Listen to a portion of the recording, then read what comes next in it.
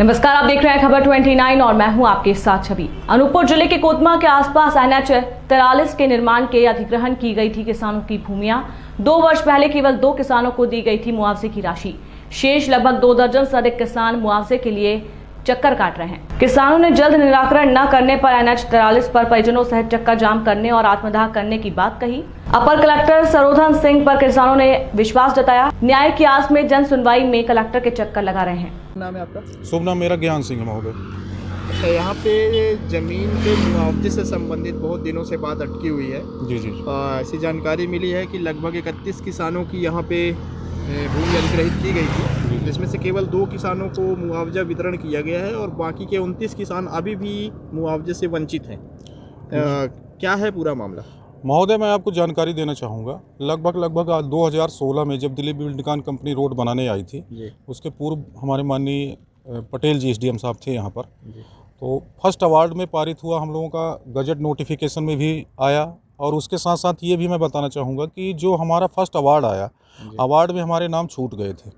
जो छूटे हुए किसान हैं, लगभग 27 किसान वर्तमान में स्थिति में छूटे हुए हैं, जिनका अवार्ड में पारित होने के बाद रोड का एंगल चेंज हुआ। एंगल चेंज होने के बाद क्या हुआ कि रोड का अलाइनमेंट जब दूसरी तरीके से आया, उसमें जो छूटे हुए अवार्ड थे, माननीय पटेल साहब बोले कि बाद में हो जाएगा।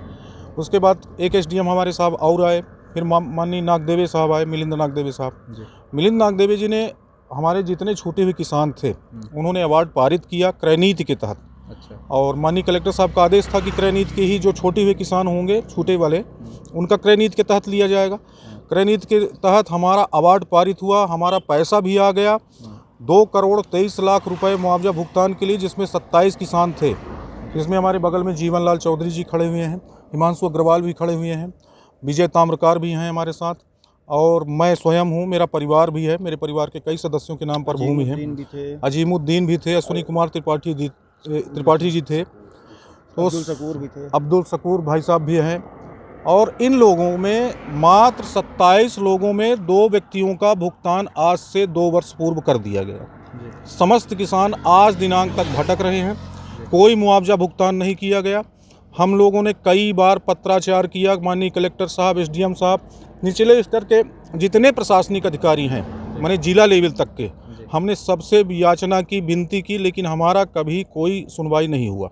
इसके बाद हम लोगों ने हताश होकर के CM हेल्पलाइन में हमने शिकायत की, माननीय प्रधानमंत्री जी को पत्र लिखा, अपने जितने भी हमारे कैबिनेट मंत्री हैं, रीवा संभाग MP RDC, शहडोल संभाग MP RDC, विधायक, माननीय सांसद महोदया, सबको हमने पत्र लिखा। माननीय सांसद महोदया ने हमारा एक बहुत बड़ा सहयोग भी किया कि उन्होंने माननीय कलेक्टर साहब से पत्र लिख करके साफ शब्दों में भेजा कि समस्त किसानों का मुआवजा भुगतान करके हमें 15 दिवस के अंदर जानकारी दीजिए। अब उनके भी पत्र का कोई उन्होंने जवाब आज दिनांक तक नहीं दिया। अच्छा, यहाँ ये जमीन अधिग्रहण का मामला है जिसमें आप लोगों को मुआवजे की राशि अभी तक नहीं मिल पाई है। नहीं मिल पाई है ना? कब ये जमीन अधिग्रहण की गई थी और अभी तक कितने और किसान हैं जो कि इस प्रकार की त्रासदी झेल रहे हैं? नहीं मिली जी, नहीं मिली। कितने और लोग हैं जिनको अभी नहीं मिला है? बहुत हैं। अच्छा, कितना साल हो गया ये? 4 साल करीब। 4 साल हो गया जी। कितनी ज़मीन है यहाँ पर आपकी जो फंसी हुई है? ये कम से कम ना होगी कि 30 के लगभग होगी ऐसे। 30 एकड़? डिसमिल करीब। 30 डिसमिल।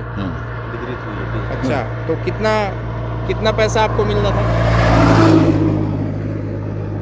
ये 15 करीब ऐसे कुछ था। 15 लाख के आसपास? हाँ। अच्छा, अभी अधिकारी लोग क्या बोल रहे हैं? अरे वो यही बोल रहे हैं कि अभी आया ही नहीं, आया ही नहीं। हम अब क्या करते हैं? जाते SDM के पास भी, वो भी कहीं नहीं, अब हम चले आते थे। आप लोग गए हैं मतलब कई बार? हाँ, कई बार गए साहब, लेकिन बार बार आप लोगों को बस डेट दे दिया जाता है। जी।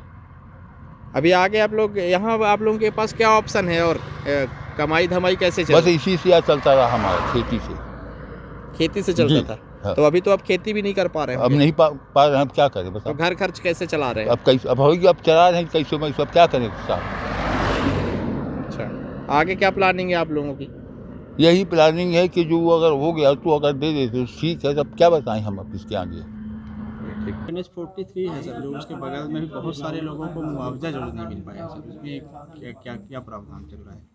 NH 43 में जो खास करके कमिश्नर साहब के यहाँ पर प्रकरण लंबित हैं आर्बिट्रेशन के अंतर्गत, या फिर कोई न्यायालयीन प्रकरण है, केवल शेष वही हितग्राही हैं जिनके न्यायालयीन प्रकरण हैं, अन्यथा कोई ऐसा प्रकरण शेष नहीं है। ऐसी कुछ जानकारियाँ मिली थी कि कुछ फाइल्स गुम होने की बात सामने आई थी सर। ये आपसी क्रय नीति के तहत मेरे से पूर्व जो पीठासीन थे उनके समय पर ये कुछ फाइल का मामला है जो क्रय नीति के तहत हुआ था, वो अवार्ड के तहत नहीं है।